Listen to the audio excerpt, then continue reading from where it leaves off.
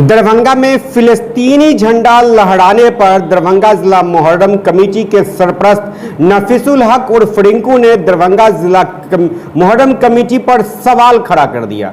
उन्होंने कहा, फिलिस्तीनी झंडा लहराने को दरभंगा जिला मुहर्रम कमेटी ने ही वीडियो के आधार पर जो युवा झंडा लहरा रहे थे उसे चिन्हित किया और प्रशासन को इसकी जानकारी दिया और कहीं न कहीं जेल भेजवाने में भी दरभंगा जिला मुहर्रम कमेटी का अहम योगदान है। नफीसुल हक उर्फ रिंकू ने कहा कि यदि मुहर्रम के जुलूस में फिलिस्तीन का झंडा लहर गया तो क्या इसमें बवाल मच गया। फिलिस्तीन मुसलमानों का फिलिस्तीन में किबला है और मस्जिद अक्सा है, इसलिए मुसलमानों का धार्मिक स्थल है फिलिस्तीन में, इसलिए कहीं न कहीं मुसलमानों का आस्था फिलिस्तीन से जुड़ा हुआ है। और फिलिस्तीन पर जिस तरह से हमला हो रहा है और वहाँ जिस तरह से वहाँ की जो नागरिक है, जहाँ छोटे मासूम बच्चे उन पर हत्या हो रहा उनके सपोर्ट में यदि कोई झंडा लहरा दिया तो क्या हो गया। उन्होंने कहा कि प्रशासन को कुछ लोग हैं जो दरभंगा जिला मुहर्रम कमेटी में है, उन लोगों ने कान भरा और कान भरकर जेल भिजवाया। नफीसुल हक उर्फ रिंकू यही नहीं रुके, उन्होंने कहा कि जिस प्रकार से रामनवमी में हिंदू राष्ट्र का झंडा लगा और पीआर बॉन्ड पर उन्हें छोड़ दिया गया, क्या फिलिस्तीन का झंडा लहराने पर ऐसा कुछ नहीं होता। क्या दरभंगा जिला मुहर्रम कमेटी प्रशासन से रिक्वेस्ट कर इस प्रकार का समझौता नहीं कर सकती थी।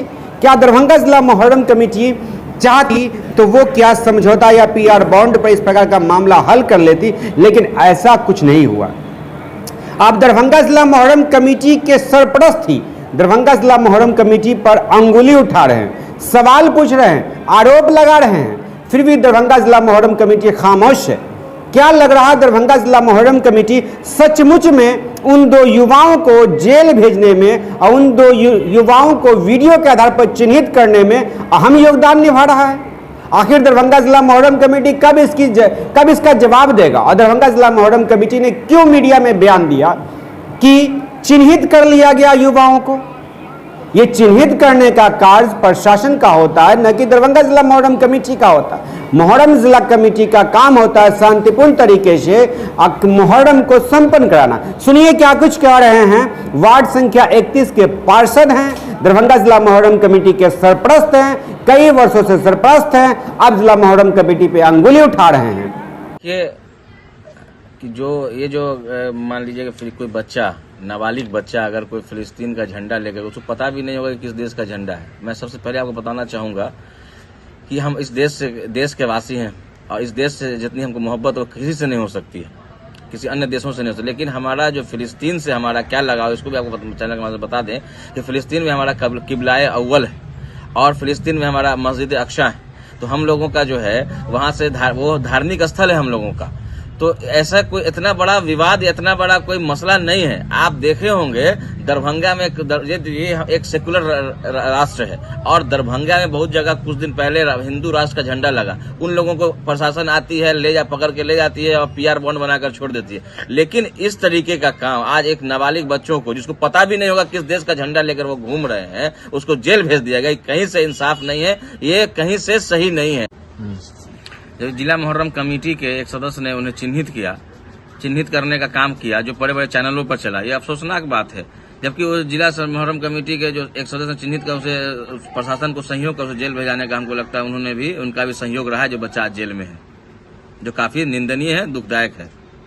और आप देखे होंगे हमारे ओवैसी साहब जो है वो भारत का सबसे बड़ा संसद में जो है उन्होंने कहा फिलिस्तीन जिंदाबाद। उनको क्या कार्रवाई हो गई।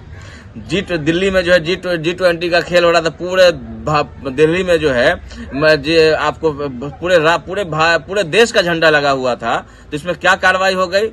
और इस तरीके की जो लोग इन प्रशासन को गलत कन्वे कर गलत तरीके से प्रेशर करके जेल भेजाने का काम कहीं से नहीं है। आप बताइए फिलिस्तीन में वहाँ के गरीब, वहाँ के बच्चों पर, वहाँ की औरतों पर, महिलाओं और वहाँ के लोगों पर जो जुल्म हुआ है, तो जो इजराइल ने जुल्म किया है, वो हम लोगों को इंसानियत के नाते तकलीफ है। और लेकिन हम लोगों को वहां से हमदर्दी इसलिए है कि वहां हमारा किबला अव्वल है और हमारा अक्सा मस्जिद है, मस्जिद अक्सा है। और आप बताइए कल हम लोग हज करने के लिए मक्का मदीना जाते हैं, कल वहां का झंडा हमारे हाथ में आ जाएगा तो क्या हमको आप जेल भेज दीजिएगा। वहाँ वो भी हमारा धार्मिक स्थल है, जैसे वहाँ हमारा हमको वहाँ से जेल भेज दीजिएगा? ये कहीं से उचित नहीं है।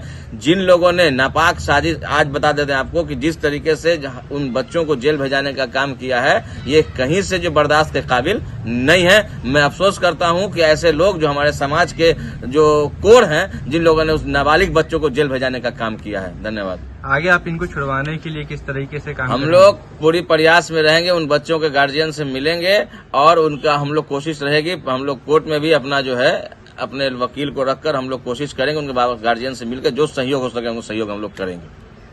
थैंक यू फॉर वॉचिंग दर्पण 24 न्यूज। खबर को सबसे पहले पाने के लिए YouTube पर देख रहे हैं तो सब्सक्राइब करें, Facebook पर देख रहे हैं तो फॉलो करें। कमेंट्स में अपनी राय या अपने आस पड़ोस में समस्या हमें बताएं। हमें सपोर्ट करने के लिए लाइक और शेयर अवश्य करें। धन्यवाद। थैंक यू फॉर वॉचिंग दर्पण 24 न्यूज। खबर को सबसे पहले पाने के लिए YouTube पर देख रहे हैं तो सब्सक्राइब करें, Facebook पर देख रहे हैं तो फॉलो करें। कमेंट्स में अपनी राय या अपने आस पड़ोस में समस्या हमें बताएं। हमें सपोर्ट करने के लिए लाइक और शेयर अवश्य करें। धन्यवाद।